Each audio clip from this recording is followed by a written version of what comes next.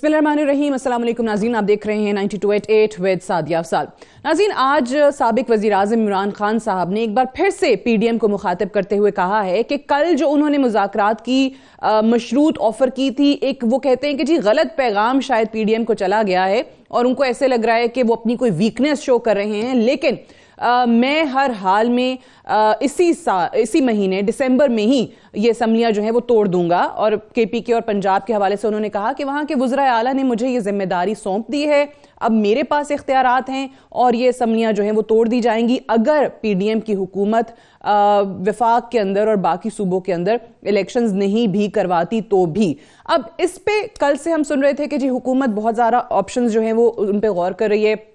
Governors rule का भी जिक्र किया गया, लेकिन उसमें खुद इत्तेहादी जमातें जो हैं, ख़ास तौर से पीपल्स पार्टी, उनकी तरफ से मुखालफत भी आई इस गवर्नर्स रूल के ऑप्शन को लेके।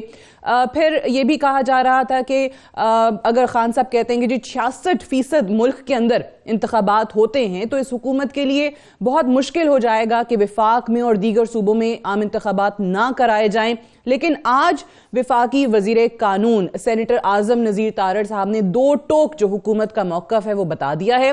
वो कहते हैं कि असम्बलियां तोड़नी है जिस जिस सूबे की, बिल्कुल तोड़े, वहां पे हम इलेक्शंस कराएंगे और ये कोई बाय इलेक्शंस नहीं होंगे, जिमनी इलेक्शंस नहीं होंगे कि जिस हवाले से कहा जा रहा था कि अभी इलेक्शन हो तो फिर 7-8 महीने के बाद दोबारा जाके इलेक्शंस होंगे। उन्होंने कहा ये आम इंतखाबात होंगे, अगले 5 साल के लिए होंगे, बाकायदा वहां पर केयर टेकर सेटअप आएगा और उसके बाद 3 महीने के बाद वहां पर आम इंतखाबात करा देंगे जिन जिन सूबों में ये असम्बली तोड़ेंगे। सो क्या वाकई इस तरीके से चलने से, जो बार बार तमाम सियासी जमातें कहती हैं कि एक मौशी बहरान भी है, इकॉनमी की हालत सही नहीं है, और क्या इन दोनों सूबों में इंतखाबात हो जाएंगे तो क्या वाकई एक सियासी इस्तेहकाम आ जाएगा जिसके बायस कहीं ना कहीं हम कोई मुआशी इस्तेहकाम का रास्ता तलाश करने की पोजीशन में होंगे, या ये भी बिल्कुल एक बेकार प्रैक्टिस होगी और वाकई पीडीएम को क्या ये सूट करता है कि वो पंजाब या केपीके के साथ इलेक्शंस ना कराएं, बाकी सूबों के और विफाक के। इन्हीं तमाम चीजों पे हम बात करेंगे।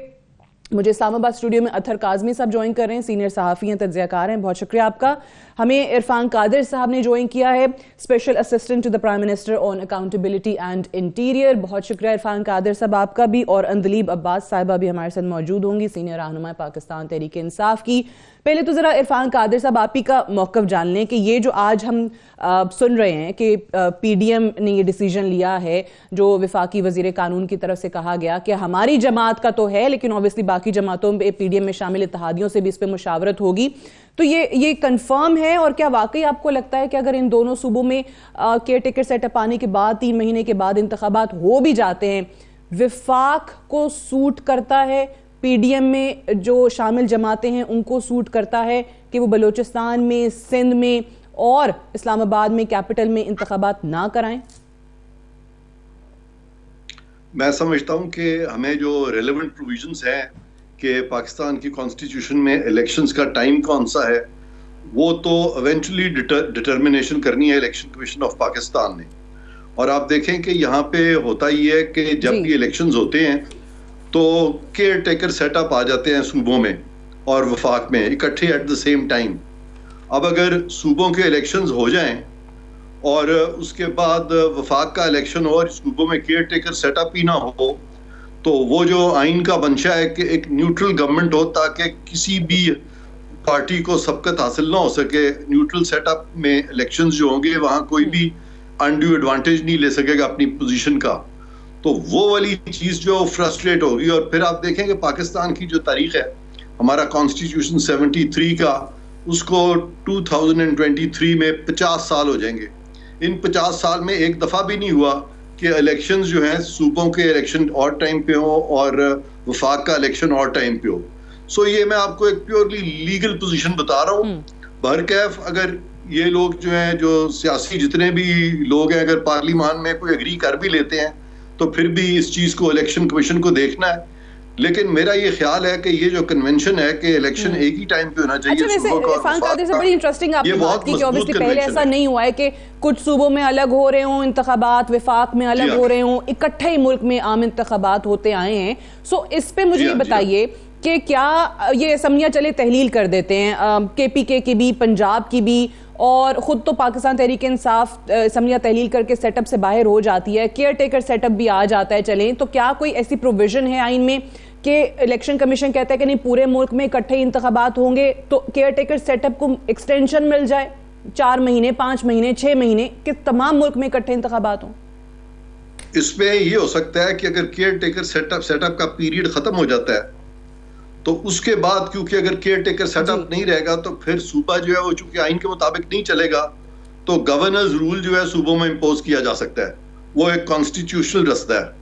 और अगर टाइम मुतय्यन है आइन में कि भाई फलाने वक्त में एक चीज होनी है, तो क्या कोई ऐसा प्रोविजन भी है जो कि कहता है कि अगर वो उस दौरान में नहीं हुई तो क्या फिर भी वो हो सकती है? तो आर्टिकल 254 आपके सवाल का जवाब है, जिसमें स्पेसिफिकली लिखा गया है कि आइन में अगर एक टाइम मुकर्रर है किसी चीज का और वो नहीं हो सकती फॉर सर्टन इम्प्रैक्टिकलिटीज, तो वो फिर भी की जाएगी, उससे आप एब्जॉल्व नहीं होंगे, वो रिस्पॉन्सिबिलिटी से इलेक्शन कमीशन अपने आप को एब्जॉल्व नहीं कर सकता, वो चीज फिर भी होगी। तो ये दोनों तरीके आइनी तरीके हैं, दोनों तरीके से ये सारे इलेक्शंस इकट्ठे हो जाएंगे। जब वफाक का इलेक्शन होगा, जब यानी नेशनल असेंबली का इलेक्शन होगा, उसी वक्त ही सूबाई असेंबलियों के यानी कि अक्टूबर ऑफ 2023 प्रोबेबली ये सारे इलेक्शन इकट्ठे हो जाएंगे।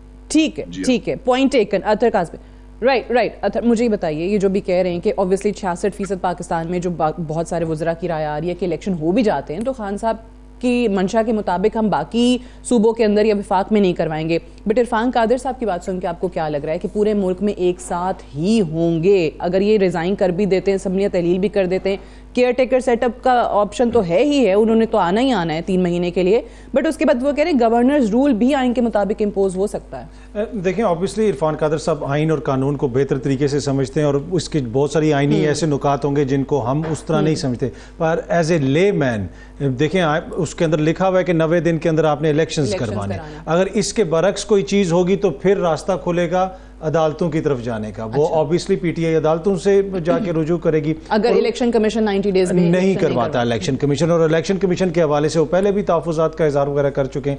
और उसके साथ साथ ये भी है कि अगर गवर्नर रूल लगेगा उसमें भी 18वीं तरमीम के बाद काफ़ी पेचीदगियाँ, उतना वो सादा अमल नहीं है, उस पर भी अगेन कानूनी जंग होगी।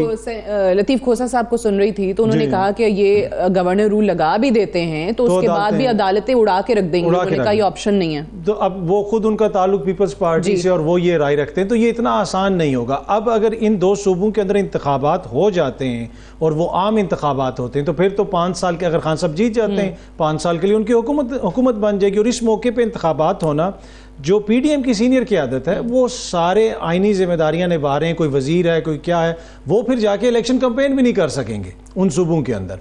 और अगर इन 2 सूबों में इंतखाबात हो जाते हैं, खान साहब अगर जीत जाते हैं, फिर जब आम इंतखाबात होंगे वो रुख करेंगे सिंध का, और फिर जरदारी साहब के लिए मुश्किलें खड़ी होंगी, इसलिए कि वो 2 सूबे तो उन्होंने पहले ही सिक्योर कर लिए। तो ये इतना आसान नहीं होगा हुकूमत के लिए जितना हुकूमत समझ रही है कि हमें जो है कोई मुश्किल नहीं होगी और हम ये कर लेंगे। मराहिल में इलेक्शंस करवाना नहीं, इतना आसान नहीं होगा। मुझे यही लगता है कि अगर ये असेंबलियां टूटी और केयर टेकर सेटअप 3 महीने से ज्यादा के लिए जाता है तो फिर अदालतों का हम देखेंगे मुकदमा। और गवर्नर्स रूल के हवाले से भी अगर आप इसी पे जरा इरफान कादिर साहब, अदलीब साहब जब साथ हैं तो जरा मुझे बता दीजिएगा, इरफान कादिर साहब शायद कुछ कहना चाह रहे हैं।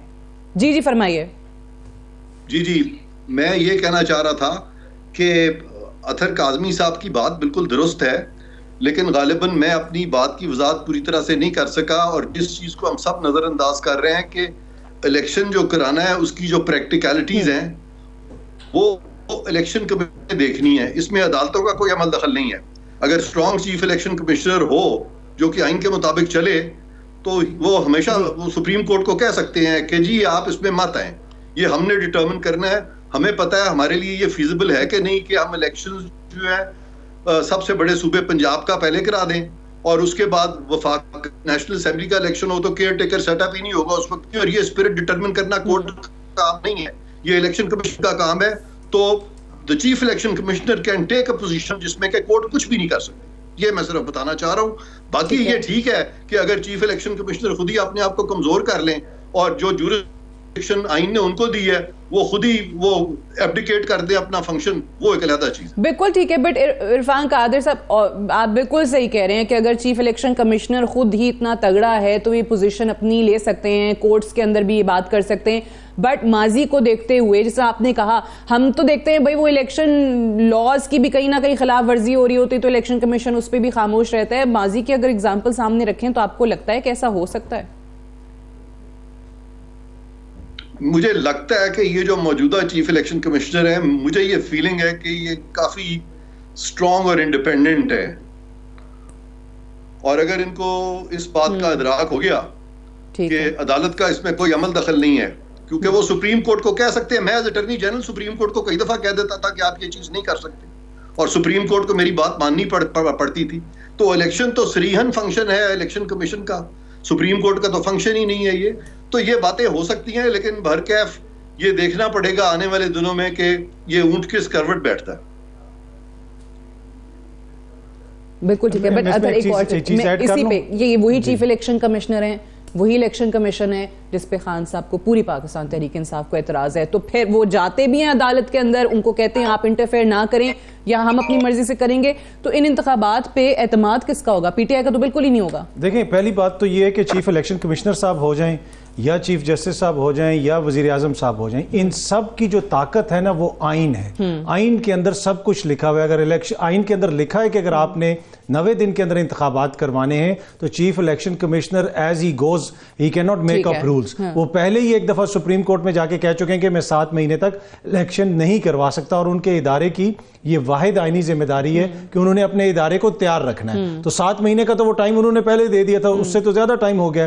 अगर वो अप्रैल में था ना, बिल्कुल, अगर अभी वो ये कहते हैं कि मैं नहीं करवा सकता तो यकीनन उसके ऊपर एक सवालिया निशान उठेगा। दूसरी बात ये है कि देखिए, चीफ इलेक्शन कमिश्नर साहब हों या जो भी हो, सर चीफ इलेक्शन कमिश्नर ने सुप्रीम कोर्ट से इजाजत नहीं लेनी इस सारी चीज की, और सुप्रीम कोर्ट को एक्सप्लेन नहीं करना 7 मंथ्स। मैं अगर चीफ इलेक्शन कमिश्नर होता तो कभी भी मैं सुप्रीम कोर्ट को अपने आप को एक्सप्लेनेशन में ना डालता सुप्रीम कोर्ट के आगे। ये दो अलग चीजें हैं। ना सुप्रीम कोर्ट के मामलों में चीफ इलेक्शन कमिश्नर आ सकते हैं, ना इलेक्शन कमीशन के मामलों में सुप्रीम कोर्ट आ सकती है। और ये आपने बिल्कुल सही कहा कि आइन में अगर एक मुद्दत दी हुई है यानी तो उसी मुद्दत में होंगे इलेक्शंस, लेकिन अगर उस मुद्दत में नहीं हो सकते फॉर सर्टेन इम्प्रैक्टिकलिटीज तो फिर भी होंगे, और फिर भी इलेक्शन कमीशन कराएगा। सही है, यानी उस सूरत में ऑब्वियसली सुप्रीम कोर्ट ने बुलाया तो इलेक्शन कमीशन ने जवाब दिया कि जी 7 महीने तक नहीं करा सकते। ठीक है, अतर काज़मी साहब की बात मुकम्मल हो जाए तो फिर जी देखिए, एंड ऑफ द डे कोई भी इदारा हो, पाकिस्तान की सबसे बड़ी अदालत सुप्रीम कोर्ट है ना। माजी के अंदर भी इलेक्शन कमीशन सुप्रीम कोर्ट बल्कि हाई कोर्ट तक भी अपने जवाबात पेश करता रहा है। हाई कोर्ट में भी इलेक्शन कमीशन के जो नुमाइंदे हैं वो पेश होते रहे, और वहां से हदायत भी जारी होती रही हैं। तो ये नहीं हो सकता कि अचानक एकदम से हमारे मुल्क की सबसे बड़ी अदालत इररेलेवेंट हो जाएगी क्योंकि एक ऐसे तगड़े इलेक्शन कमिश्नर हैं जिनके ऊपर इमरान खान साहब को और जिनसे मौजूदा हुकूमत बड़ी खुश है, तो ये तो नहीं हो सकता। ठीक है, मतलब किरदार बनता नहीं है, लेकिन वो कह रहे हैं अदालत खामोश रह नहीं सकती। बड़ा इंटरेस्टिंग ये नुक्ता है, इस पर बड़ी मजे की डिबेट हो रही है। लेकिन मैं अनलीब साहिबा भी ज्वाइन कर चुके हैं। इरफान साहब, मैं जरा उनका कमेंट भी ले लूं, फिर इस पर मजीद बात भी करते हैं। अनलीब अब्बास साहिबा, अभी ये जो हम बात कर रहे हैं, ऑब्वियसली खान साहब ने आज कहा कि हर हाल में इस महीने वो केपीके की और पंजाब की असम्बली तो डिसॉल्व करने जा रहे हैं। हुकूमत ने कह दिया है कि देखें आप कर दें, केयरटेकर सेटअप आएगा, फिर 3 मंथ्स के अंदर इलेक्शंस हो जाएंगे। लेकिन इरफान कादिर साहब मौजूद हैं और उनकी ये राय है कि ऐसा हो नहीं सकता कि मराहिल में आप इलेक्शंस कराएं। इलेक्शन कमीशन कह सकता है कि नहीं, हम पूरे मुल्क में इकट्ठे इलेक्शंस करवाएंगे। अगेन बात आ गई इलेक्शन कमीशन पे और चीफ इलेक्शन कमिश्नर पे, जाहिर है उन्हीं की जिम्मेदारी है इलेक्शन कराना। अब आप लोग इन इलेक्शंस पर एतमाद आपका है, आप लोग मान जाएंगे जो भी इलेक्शन कमीशन के हवाले से और चीफ इलेक्शन कमिश्नर को लेके आप लोगों ने इल्जामात लगाए?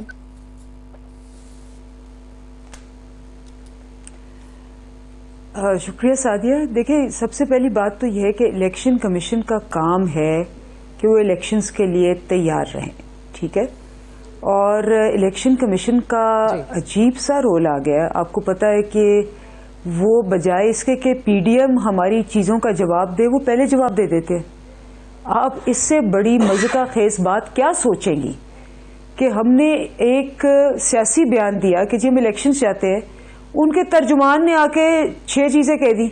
उसके बाद उन्होंने जब हमने पॉइंट आउट किया कि भाई तुम पीडीएम हो, तुम क्या हो, तो उन्होंने उस तर्जुमान को फारिग कर दिया, जिसका मतलब ये है कि उन्होंने गलती की, मान भी ली कि जी उनका कोई बिजनेस नहीं है कि वो एक सियासी बयान को वो जवाब दे। उनका बिजनेस होता है जब उनसे कोई रिक्वेस्ट की जाए उसको जवाब दे वो। तो जब आपका स्टेट का इदारा खुल्लम खुल्ला पीडीएम का तर्जुमान बन के बोलेगा और उसके बाद वो इलेक्शन का जब हम पॉइंट आउट करेंगे तो वो उस तर्जुमान को निकाल भी देंगे, तो इसका मतलब है कि कंफर्म हो गया कि इलेक्शन कमीशन जो है वो पीडीएम का माउथ पीस है और वो उनका रिगिंग पीस है। और इसका मुजाहरा उन्होंने दोनों इलेक्शंस में किया, जिसमें आपको पता है कि हमने जो 17 जुलाई को इलेक्शंस हुए थे जिसमें 20 सीटों का इलेक्शन था, हमने 9 पिटिशनें की पंजाब के चीफ जो इलेक्शन कमिश्नर थी, इन्होंने हमें कोई हमारी पिटिशन नहीं मानी। 9 दफा हम गए हाई कोर्ट पे और लाहौर हाई कोर्ट पे, और 9 दफा उन्होंने कोर्ट ने कहा कि चपेड़े मारी इनके मुंह पे। उन्होंने नाराजगी का इजहार किया कि ये तुम्हारे रूल्स में लिखा हुआ है, लॉज में लिखा हुआ है कि तुम कैसे ये कह सकते हो।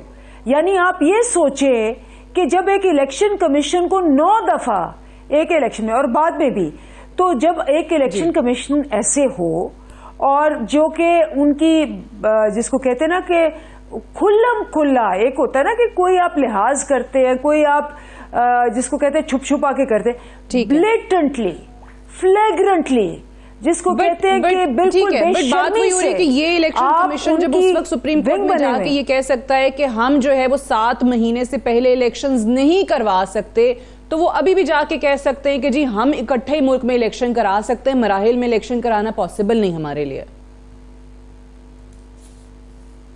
देखिए, ये this is not the job of the election commission. आपका काम क्या है? आपका कोई और काम नहीं है, एक इलेक्शन कराना काम है ना।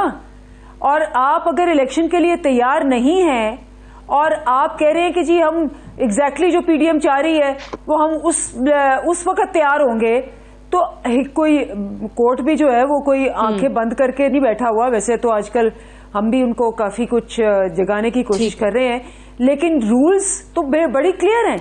इलेक्शन कमीशन ने 5 साल सिर्फ एक काम के लिए तैयार रहना है और वो इलेक्शंस। अब ये देखें, जो लोकल बॉडी इलेक्शंस थे, इनमें क्या किया इन्होंने कहा जी कि इलेक्शंस नहीं होंगे। उसके बाद क्या हुआ? फिर मान गए, पहले कहने लगे नहीं हो सकते, फिर मान गए, फिर कहने लगे हो सकते हैं। लेकिन ठीक है, जो ये इंटीरियर मिनिस्टर राना सनाउल्लाह ये हमें कह रहे हैं कि जी हमें मुझे नहीं, वो कह रहे हैं कि जी हमारे पास सिक्योरिटी नहीं। ब्रेक पे जाना है मुझे, ब्रेक से वापस आते हैं तो हम डिस्कशन को यहीं से आगे बढ़ाएंगे। Stay tuned.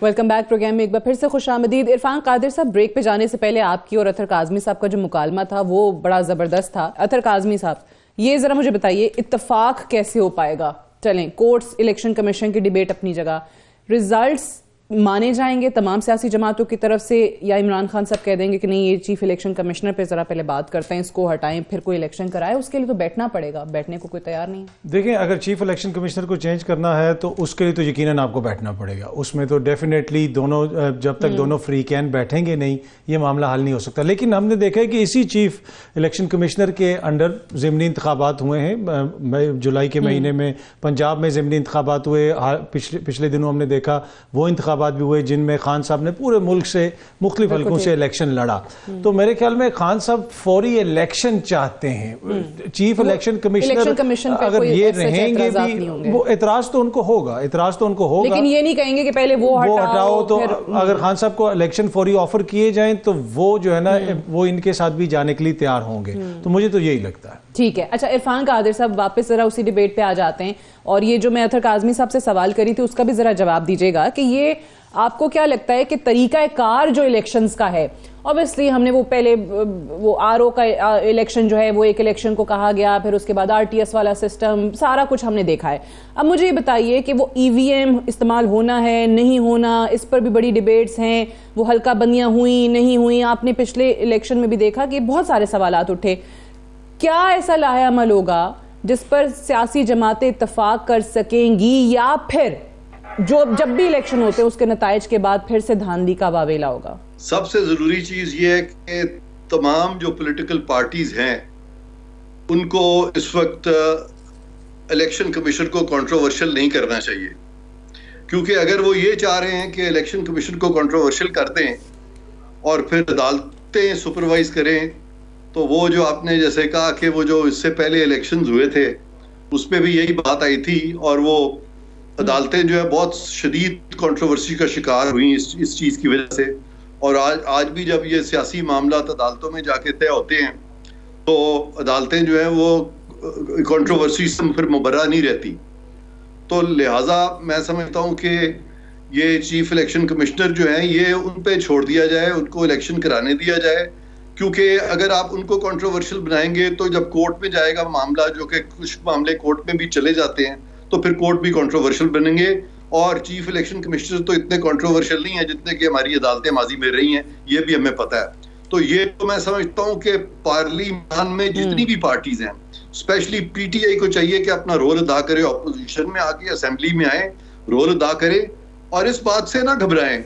अगर उनको वाकई यकीन है कि वो इलेक्शन जीत जाएंगे तो पार्लियामेंट में आ जाए और पार्लियामेंट में बैठ के तय कर लें और असेंबली को मुद्दत पूरी करने दें, ताकि अक्टूबर में इलेक्शंस हो। अभी जो उनका ख्याल है कि उनको बड़े वोट मिल जाएंगे, मैं कहता हूं उनको ज्यादा वोट मिलेंगे अगर वो ऑपोजिशन का रोल अदा करेंगे, अच्छा रोल अदा करेंगे, तो फिर उनको और भी ज्यादा वोट मिल सकते हैं। बिल्कुल उनको पार्लियामेंट को साथ लेके चले, आपस में इस तरह की डिवीजन ना हो कि सबसे जो अहम अदारा है हमारी कॉन्स्टिट्यूशन में, जो कि मदर ऑफ ऑल लॉज है, पार्लियामेंट, जो उसको खुदारा कमजोर ना करे।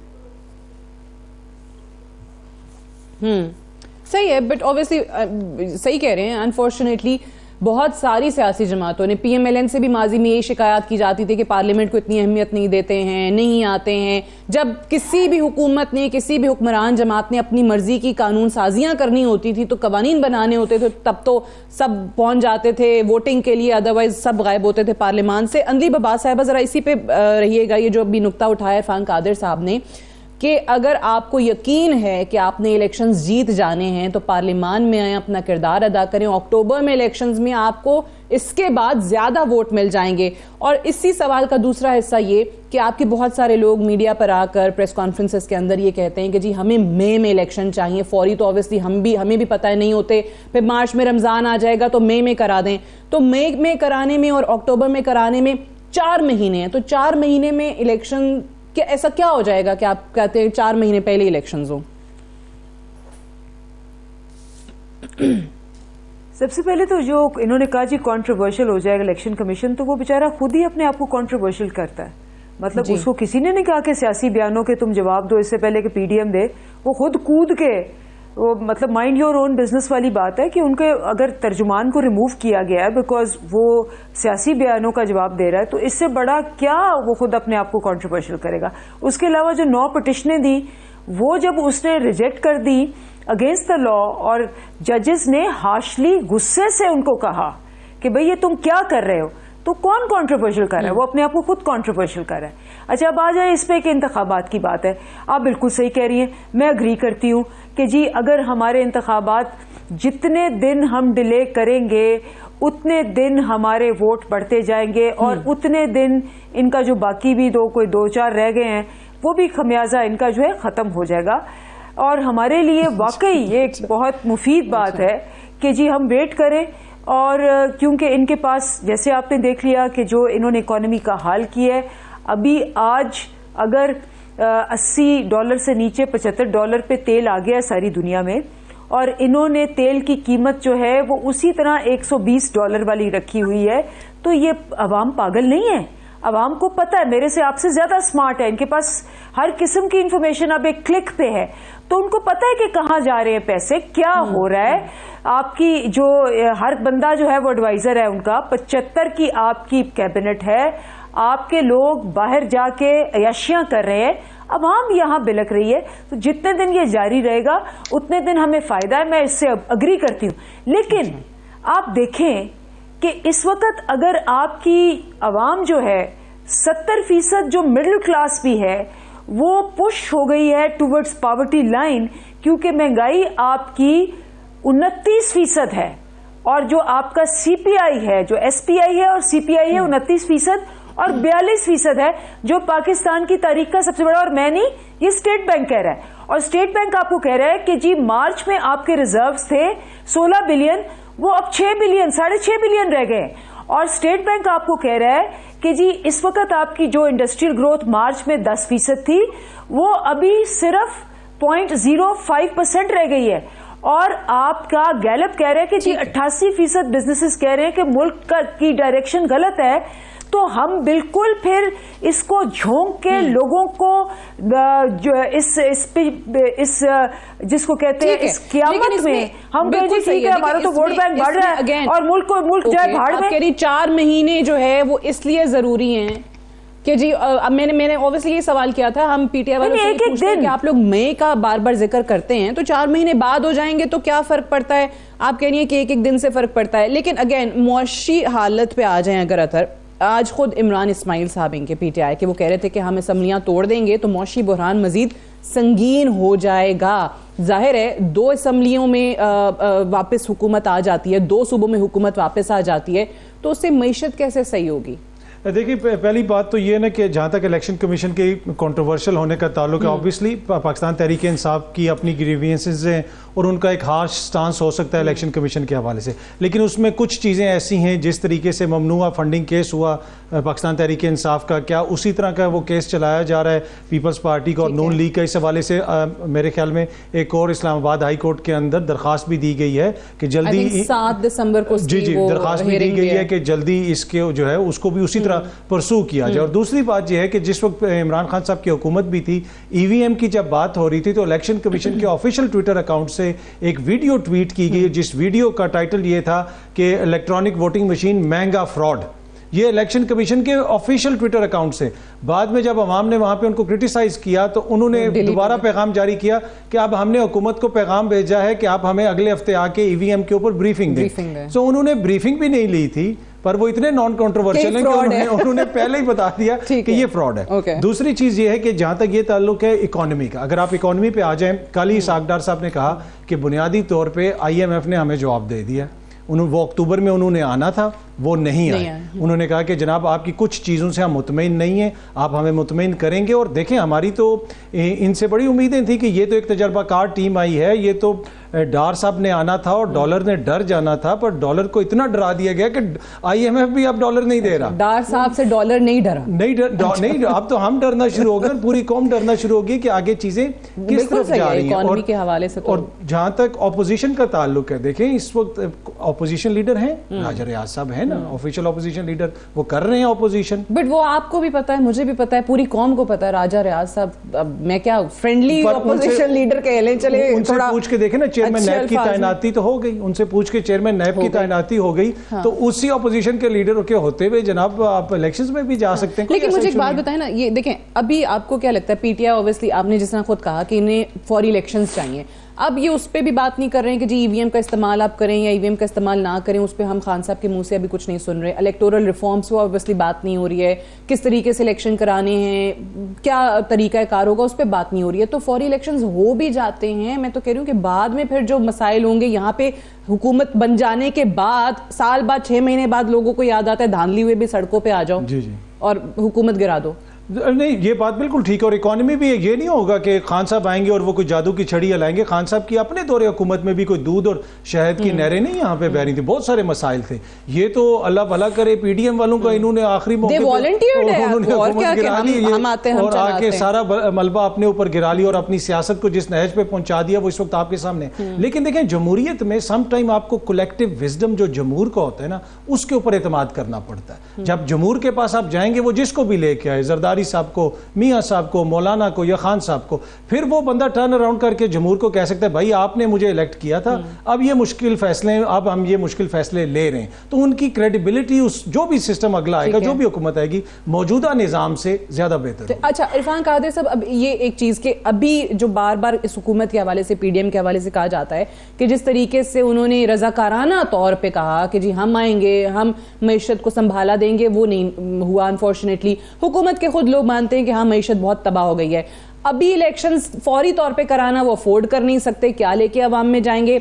और जून में अगर बजट आप जब पेश करते हैं तो उस वक्त आईएमएफ जो आपके साथ कर रहा है, आपको आईएमएफ की शराइत सारी माननी पड़ेंगी, सबसे मुश्किल तरीन बजट वो उस हुकूमत का होगा। तो क्या उसके फौरी बाद अक्टूबर में ये हुकूमत इलेक्शन कराना अफोर्ड कर सकती है?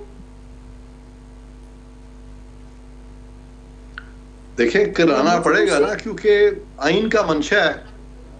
आइन जो है उसने अपनी जो आइन में लिखा है, मैं इसीलिए सवाल कर रही हूँ क्योंकि ये चीज हम सुन रहे हैं कि हुकूमत शायद अक्टूबर में भी ना कराए, मजीद 6 महीने इसको एक्सटेंड कर दें।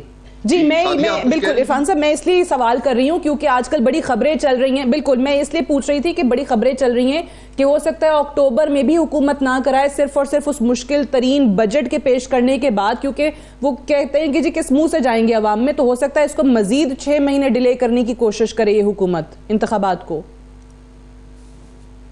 देखिए, मेरे इल्म में ऐसी कोई बात नहीं है। हाँ, मेरे इल्म में नहीं है कोई ऐसी बात। ठीक है, आप बात कर लें। आप जो दूसरी, आपके इल्म में ये वाली बात नहीं है, ठीक है, आप दूसरी बात कर लें। आप जो कह रहे थे कि आपने कहा कि जमहूर की जहां तक बात है, कर लूं। जी मैं ये कह रहा था कि जमहूर का मंशा यही होता है कि जो जमहूरी इदारे हैं वो अपनी मुद्दत पूरी करें। अगर आप उनकी मुद्दत जो है वो आइन के अगेंस्ट अगर आप तकाजा करें कि जी वो जबरदस्ती इलेक्शन जो है वो 5 साल में नहीं, वो 4.5 साल में करा दिए जाएं, तो ये डिमांड जो है, ये तकाजा जो है, ये गैर आइनी भी है, गैर जमहूरी भी है, गैर फितरी भी है। और दूसरी बात ये रही कि जो चीफ इलेक्शन कमिश्नर से जो इनको ये खाइफ है, सारी दुनिया को पता है कि चीफ इलेक्शन कमिश्नर का नाम इमरान खान साहब ने खुद दिया था। इसका ये क्या जवाब देती हैं अंदलीब अब्बास साहिबा? इन्होंने खुद ये नाम दिया था, ये नाम उस वक्त की ऑपोजिशन की तरफ से नहीं आया था। अब जब वो उनकी मर्जी के वो उनको लगा कि नहीं है, तो इन्होंने उनके खिलाफ बोलना शुरू कर दिया। जबकि जस्टिस जावेद इकबाल जो नैब के चेयरमैन थे, उनको उन्होंने एक्सटेंशन भी दी, और इसके अलावा भी हम देखते हैं कुछ और भी एक्सटेंशंस हुई पीटीआई के दौर में। तो ये जो सारी चीजें हमें नजर आ रही हैं, यहाँ पे भी जो दूसरी एक्सटेंशन जिसकी तरफ आप इशारा कर रहे हैं, उस पे तो आज असद कैसर साहब ने कह दिया कि जी बड़ा पछतावा है, बड़ी गलती हो गई, नहीं देनी चाहिए थी एक्सटेंशन। तो अगर ये इस तरह ही गलतियां करते हैं तो इनकी डिसीजन मेकिंग इतनी गलत होती है, तो उस पर हम क्यों रिलाय करें? और इनकी डिसीजन मेकिंग पे हम इलेक्शंस जो है वो 5 साल मुद्दत ना पूरी करने दें असेंबली को, और इनकी गलत डिसीजन मेकिंग पे पहले ही असेंबलियां जो है वो तहलील कर दें, क्यों? ठीक है, अब अंदलीब साहिबा डायरेक्ट आपसे सवाल किया है, इरफान कादिर साहब ने पहले जरा उसका जवाब दे दें कि वहां तो आपने एक्सटेंशन दे दी जावेद इकबाल साहब या दूसरी एक्सटेंशन, यहाँ तो इलेक्शन कमिश्नर पे जो एतराज है वो कहते हैं इनको लगाने वाले खुद थे आप, आपकी तरफ से नाम आया था। इसमें I think chairman Imran Khan साहब बड़ी क्लैरिफाई कर चुके कि ये इस्टेब्लिशमेंट की थी, और इस्टेब्लिशमेंट ने चॉइस ये दी थी, और इस्टेब्लिशमेंट के ही जरिए वो आए। और ऑब्वियसली हुआ ये है कि इनका एक प्लान सबका जो मिलके इनका था वो बहुत नाकाम हो गया। इन्होंने बिल्कुल सही कहा, मैं इससे एग्री करती हूँ कि हमने 2 इलेक्शंस, एक तो 17 जुलाई और एक 16 अक्टूबर वाला, ये सारे इलेक्शन कमिश्नर ने जो किया, रिगिंग की इंतहा कर दी। इस्टेब्लिशमेंट ने पैसा, 13 जमातें और ये सारी ब्यूरोक्रेसी मिलके भी एक इबरतनाक शिकस्त इनको मिली है। तो वो तो बिल्कुल ठीक है कि 2/3 नहीं, शायद हम 3/4 से जीते और उससे भी ज्यादा जीते, लेकिन इसका ये मतलब नहीं है कि अगर पास्ट के अंदर एक प्रैक्टिस है और वो प्रैक्टिस जो थी वो नहीं सही हुई तो उसके ऊपर बस चुप कर जाए कि जी आपने पास्ट में ये कर दिया और वो कर दिया, इसलिए आपका कोई हक ही नहीं है बोलने को, इस पे अब आप रूल कर लें, इस पे आप एक लॉ बना लें, कानून बना लें।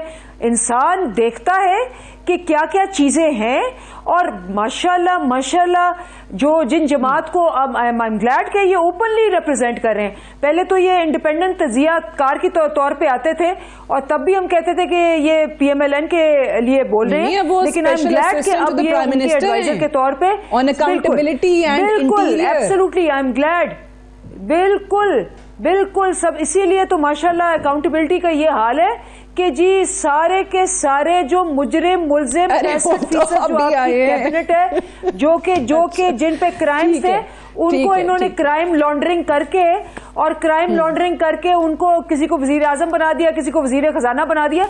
तो ये तो इनकी एडवाइस जो है वो बहुत अनमोल है उनके लिए और ये जरूर दें, लेकिन फैक्ट्स को ना देखें, ट्विस्ट करें। फैक्ट्स में इनकी जो जमात है वो एक एस्टैब्लिशमेंट। चलिए मुझे एक ब्रेक के लिए कहा जा रहा है इरफान कादिर साहब के अकाउंटेबिलिटी को लेके आपकी एडवाइस पे बड़ी बात होगी, तो उसका जवाब भी मैं ब्रेक से वापस आके आपसे लेती हूँ right after this short break. Stay tuned.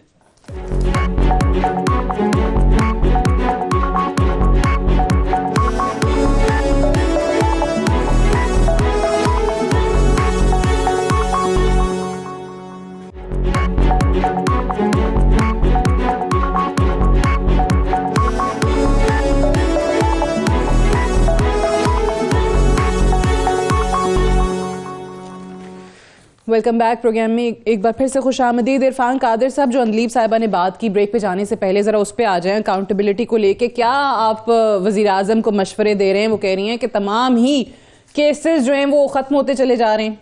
ये बड़ा इंटरेस्टिंग इन्होंने बात की है। इन्होंने 3-4 बातें की हैं। एक तो इन्होंने बड़ा क्रिटिसाइज किया है चीफ इलेक्शन कमिश्नर को, इनको सख्त नापसंद है।